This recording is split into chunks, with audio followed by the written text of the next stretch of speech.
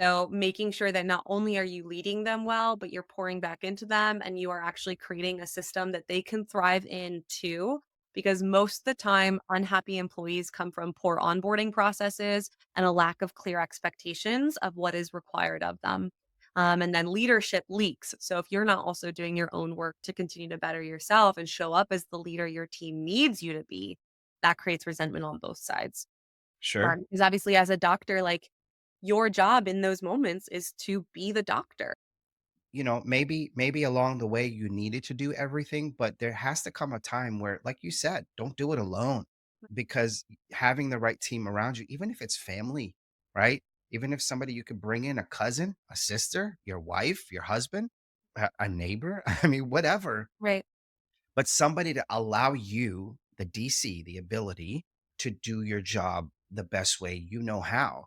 Because even though you can say, oh, no, I'll get to this on a Tuesday and I'll get to this on a Saturday and I'll get to the point of the matter is you're actually taking up a lot of real estate upstairs. Like even me on the technology side, I can do everything, technically speaking. Right. But if I do, that's going to stretch me thin, even though I can compartmentalize things, Absolutely. because I'm not just a business owner. I'm a father.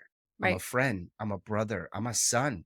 I got to do all those things the right way and in Right. the right moment. So my biggest recommendation to any chiropractor out there that's either in it for 10, 20, 30 years or just about to jump in, build a team around you. Like, but the point is building the right team around you allows you to run your operation a little more smoothly. That said, the delegation is huge, right? Maybe you have to hire a marketing firm like mine or Right. whatever. Right. Um, but the delegation, that's the hardest part. So I have multiple team members now. One of my team members is our chief heart officer, and she does a lot of the testing out of tasks that like I don't need to be the one to make sure that you can schedule an appointment in our software anymore.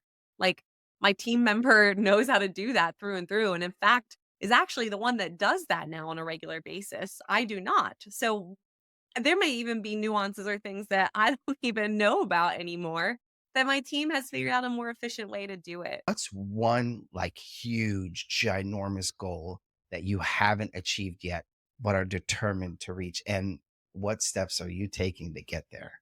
Hmm.